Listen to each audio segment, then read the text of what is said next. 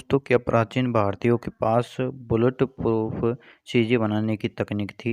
आज इस वीडियो में हम समझेंगे कि किस तरह भारतीयों के पास बुलेट प्रूफ चीज़ें छतें बनाने की तकनीक थी, जो कि हम समझेंगे प्रवीण मोहन यूट्यूब चैनल से, जो कि मंदिरों के ऊपर बहुत बढ़िया वीडियो बनाते हैं और उनका वैज्ञानिक महत्व बताते हैं। तो उनके वीडियो से हम समझेंगे कि क्या भारतीयों के पास बुलेट प्रूफ तकनीक थी। हे गाइस, एक 1000 साल पुराने मंदिर में चलने की कल्पना करें और आप यहाँ एक छत देखते हैं जो 5 प्रकार की लकड़ी की छड़ों का उपयोग करके बनी है।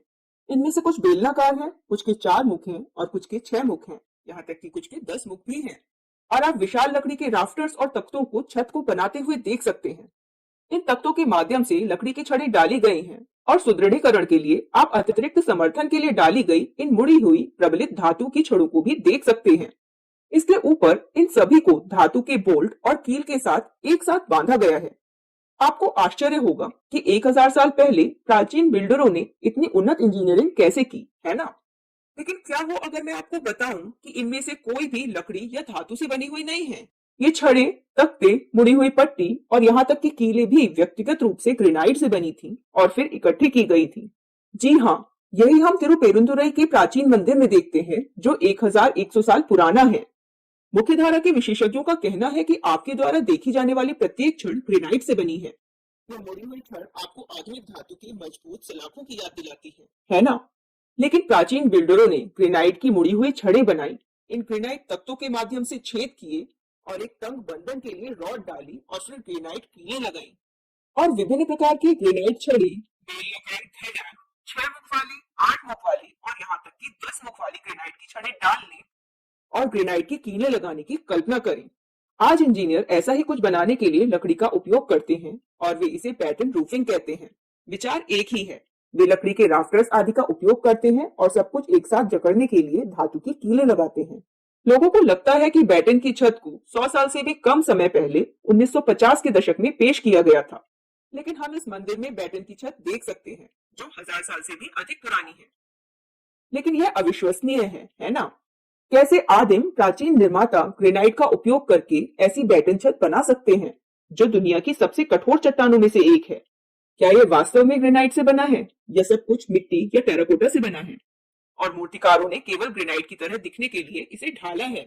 इस बात की बहुत अच्छी संभावना है कि मूर्तिकारों ने मिट्टी ली और उन्हें इन जटिल प्रतिमानों में बनाया और उन्हें छत की तरह बैटन दिखने के लिए बेक किया, है ना? लेकिन यह सिर्फ आप या मैं नहीं है जो अविश्वास में है। औपनिवेशिक काल के दौरान यहाँ तैनात ब्रिटिश अधिकारी भी नहीं मानते थे कि यह ग्रेनाइट से बना है। ऐसा कहा जाता है कि उन्नत प्राचीन तकनीक की इस बात को सुनकर एक ब्रिटिश अधिकारी थक गया और उसने इसे खारिज करने का फैसला किया। इसलिए उसने एक राइफल ली और छत पर गोली चलाई, इस उम्मीद में कि मिट्टी की छत 1 लाख टुकड़ों में बिखर जाएगी। और वह चौंक गया क्योंकि गोली ने बस एक छेद किया था और बाकी हिस्सा बरकरार था। स्तब्ध होते हुए उसने फिर से गोली मारी और फिर से छत में एक और छेद किया। चकनाचूर करना तो दूर, गोली के छेद के आसपास एक भी दरार भी नहीं बनी थी। इसलिए आखिरकार उसे यह स्वीकार करना पड़ा कि हाँ, यह सब कुछ ग्रेनाइट से बना है। वास्तव में मंदिर के अंदर तमिल भाषा में लिखी एक पट्टिका है जिस पर गर्व से कहा गया है कि अंग्रेजों ने यह जांचने के लिए छत पर गोली मारी कि क्या यह वास्तव में ग्रेनाइट से बना है, क्योंकि उन्हें विश्वास नहीं हो रहा था कि ऐसी संरचना चट्टानों से बनी हो सकती है। लेकिन पश्चिमी लोग प्राचीन भारतीय पाषाण प्रौद्योगिकी के बारे में क्या जानते हैं? अगर हम पारंपरिक भारतीय मूर्तिकारों से पूछें तो वे बता सकते हैं कि उनके पूर्वजों ने अतीत में ऐसा कैसे किया था, है ना? नहीं, मुझे एक बहुत ही रोचक बात पता चली। पारंपरिक भारतीय निर्माता स्वीकार करते हैं कि यह एक खोई हुई तकनीक है जिसे फिर से नहीं बनाया जा सकता है। इसलिए आज भी हर बार जब उन्हें एक नया मंदिर बनाने के लिए किराए पर लिया जाता है तो निर्माण अनुबंध में वे एक विशिष्ट खंड शामिल करते हैं जिसमें उल्लेख किया जाता है कि वे तिरुपेरुंतुरई मंदिर की तरह छत का निर्माण नहीं कर सकते। और यह क्लॉज पिछले कुछ दशकों में नहीं जोड़ा गया था। कहा जाता है कि यह क्लॉज कई सदियों से है, यह परंपरा का ही हिस्सा है। तो आप समझ सकते हैं कि ऐसी संरचना को दोबारा बनाना असंभव है। अब विशेषज्ञ क्या कहते हैं? यह मुख्यधारा की जानकारी है और आप इसे विकिपीडिया पर भी देख सकते हैं। यह स्पष्ट रूप से कहता है रस्सियां, छतें और कीलें सभी ग्रेनाइट से बनी हैं। इसका मतलब है कि वे हमें बता रहे हैं कि रस्सियां या मुड़ी हुई छड़ें, राफ्टर्स और कीलें व्यक्तिगत रूप से ग्रेनाइट से बने हुए हैं और फिर उन्हें एक साथ फिट किया गया है। ऐसा विशेषज्ञ कहते हैं, लेकिन मेरी राय में यह असंभव है। याद रखें, अगर आप मेरा चैनल देखते हैं तो मैं उन्नत प्राचीन तकनीक का बहुत बड़ा समर्थक हूँ और मैंने आपको कई वीडियो दिखाए हैं कि कैसे प्राचीन बिल्डरों ने अतीत में कई तरह की तकनीकों को लागू किया था। लेकिन अगर मैं कहता हूँ कि मुझे विश्वास नहीं होता कि वे ऐसा कर सकते हैं, तो इसका मतलब है कि यह पूरी तरह से भविष्यवादी, लगभग एक अकल्पनीय तकनीक है। मेरा सिद्धांत यह है कि ये विशाल ग्रेनाइट ब्लॉक्स हैं और आपको बैटन रूफ का रूप देने के लिए कुशलता से काटे गए हैं।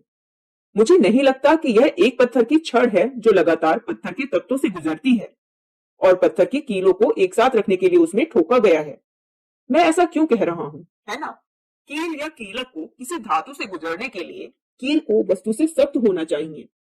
अगर मैं एक धातु की कील लेता हूँ तो मैं इसे आसानी से लकड़ी के तख्ते में डाल सकता हूँ, इसमें कुछ भी अजीब नहीं है। लेकिन अगर मैं एक लकड़ी की कील लेकर उसे उसी प्रकार की लकड़ी में ठोक दूं तो वह उसमें नहीं घुसेगी, है ना?